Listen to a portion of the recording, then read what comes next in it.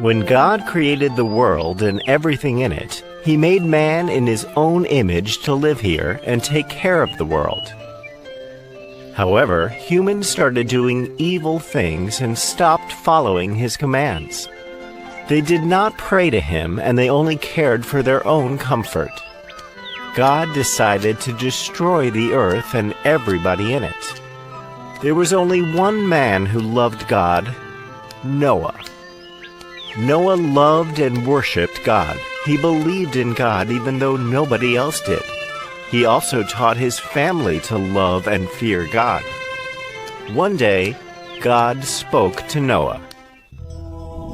Noah, you are a good man. You are righteous and you live a good life with your family. But the world has become evil, and all the people in the world deserve to die. Noah was shocked at what he heard, but he remained calm. But God, these are your people. Have mercy on them. No, Noah. The world has to be destroyed. I will send a great flood that will destroy the whole of earth. It will rain without end for 40 days. Every living being on earth will be destroyed. So be it. Let your will be done. Fear not, Noah. I have come to warn you because you have been a good man. You and your family will survive the flood. You are merciful, my God. You will have to build an ark for you and your family. What is an ark, my lord? An ark is a big wooden boat. You will build this ark to protect your family from the flood. The ark should be big enough for your family. You will also be taking many animals along with you so that they can survive too. But God, I have no knowledge about building arks. How will I do this? Do not worry. I will give you all the instructions you need. Just follow them, and you will be able to build it without any problem. Okay, my lord. I will follow your instructions and do as you say. You must also talk to the people around you and try to convince them to mend their ways.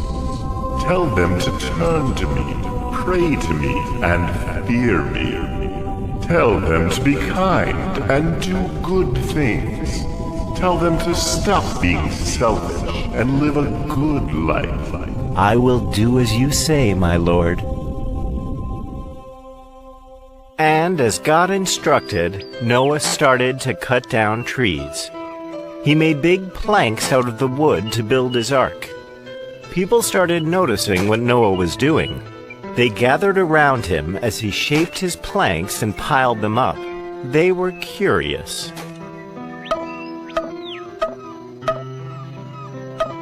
Noah, what are you doing? Hello, friend. I am building an ark. What is an ark? It is a big boat, my friend. It will protect me and my family from the flood. What flood? My dear friend, God, our Creator, spoke to me. He said that He is angry with the people, and He is going to destroy all living beings with a flood. My dear Noah, we don't understand. Where is this flood coming from? God will send heavy rains. It will rain non-stop for 40 days, and a flood will come and wipe out everything. You can stop this. God is angry with your ways. You only have to turn to Him and mend your ways. Pray to Him. Ask Him for forgiveness, and you will be saved. You can come with me on my ark. You will be saved from the flood. Noah, have you gone mad? You do not make any sense. Why are you doing all this? Stop building this nonsense ark and look after your family.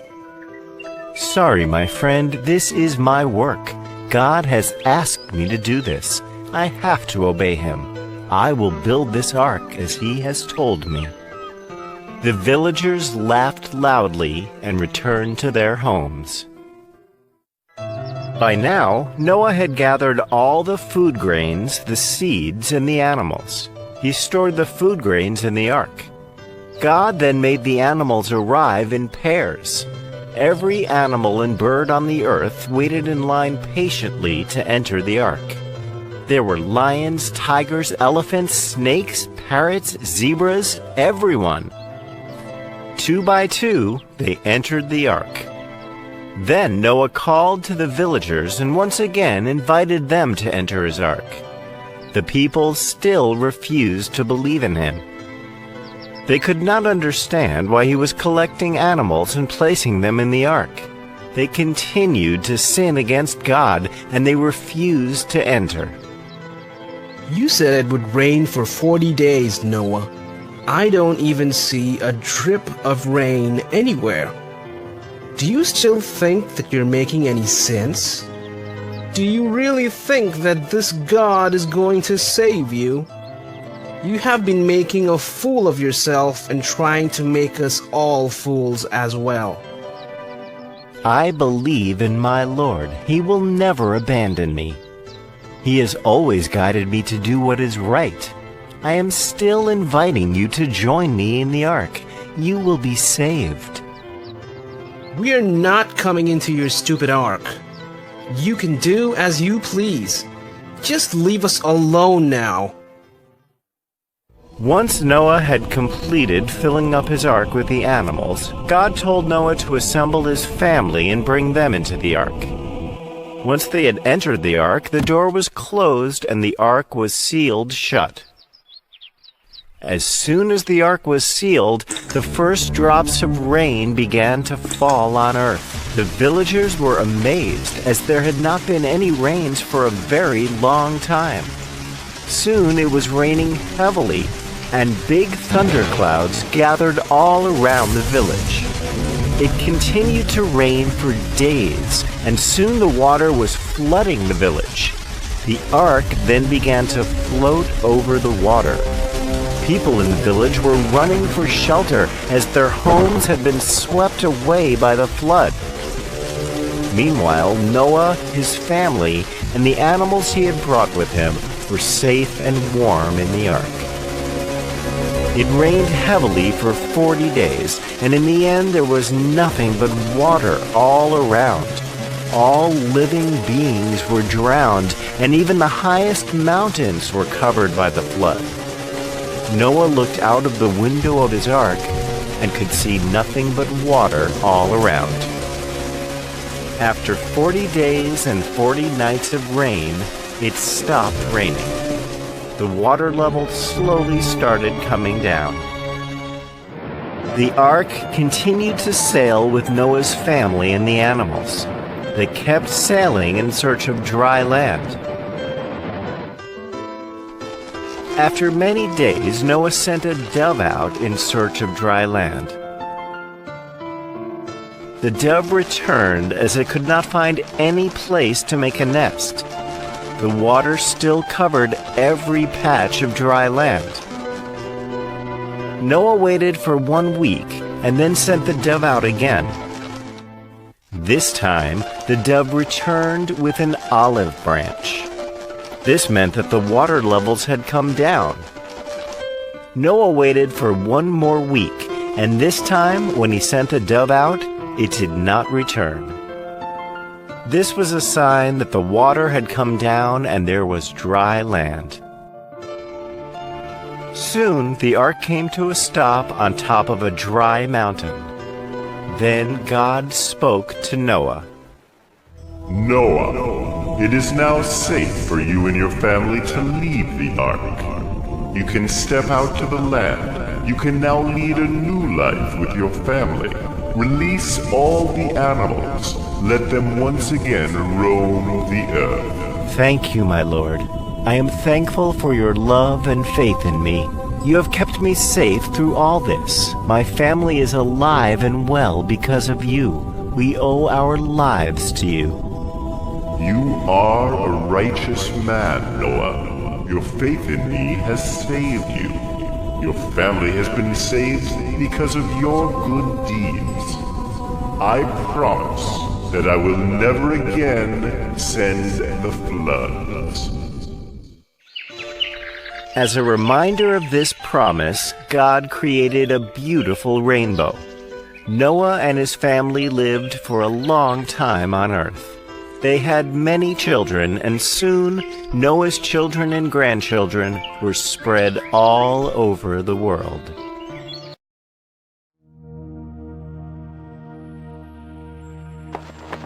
The Lord said to Abraham, "Leave your country, your family, and your relatives, and go to the land that I will show you. I will bless you and make your descendants into a great nation. You will become famous and a blessing to others. I will bless anyone who blesses you, but I will put a curse on anyone who puts a curse on you. Everyone on earth will be blessed because of you." Abraham was 75 years old when the Lord told him to leave the city of Haran. He obeyed and left with his wife Sarai, his nephew Lot, and all the possessions and slaves they had gotten while in Haran. When they came to the land of Canaan, Abraham went as far as the sacred tree of Moreh, in a place called Shechem. The Canaanites were still living in the land at the time, but the Lord appeared to Abraham and promised, "I will give this land to your family forever." Abraham then built an altar there for the Lord. Later, the Lord spoke to Abram in a vision. "Abram, don't be afraid. I will protect you and reward you greatly." But Abram answered, "Lord, all-powerful, you have given me everything I could ask for, except children. And when I die, Eliezer of Damascus will get all I own. You have not given me any children, and this servant of mine will inherit everything." The Lord replied, "No, he won't. You will have a son of your own, and everything you have will be his." Then the Lord took Abram outside and said, "Look at the sky and see if you can count the stars. That's how many descendants you will have." Abram believed the Lord, and the Lord was pleased with him. The Lord makes another promise to Abram. The Lord said to Abram, "I brought you here from Ur in Chaldea, and I gave you this land." Abram asked, "Lord God, how can I know the land will be mine?" Then the Lord told him, "Bring me a 3-year-old cow, a 3-year-old female goat, a 3-year-old ram, a dove, and a young pigeon." Abram obeyed the Lord.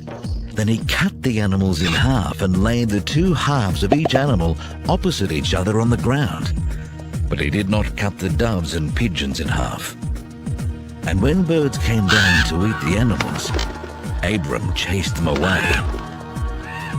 As the sun was setting, Abram fell into a deep sleep, and everything became dark and frightening.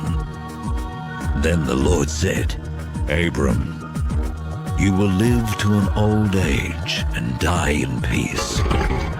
But I solemnly promise that your descendants will live as foreigners in a land that doesn't belong to them. They will be forced into slavery and abused for 400 years. But I will terribly punish the nation that enslaves them, and they will leave with many possessions. 4 generations later, your descendants will return here and take this land, because only then will the people who live here be so sinful that they deserve to be punished." Sometime after sunset, when it was very dark, a smoking cooking pot and a flaming fire went between the 2 halves of each animal. At that time, the Lord made an agreement with Abram and told him, I will give your descendants the land east of the Shihor River, on the border of Egypt, as far as the Euphrates River. They will possess the land of the Kenites, the Kenizzites, the Cadmonites, the Hittites, the Perizzites, the Rephaites, the Amorites, the Canaanites,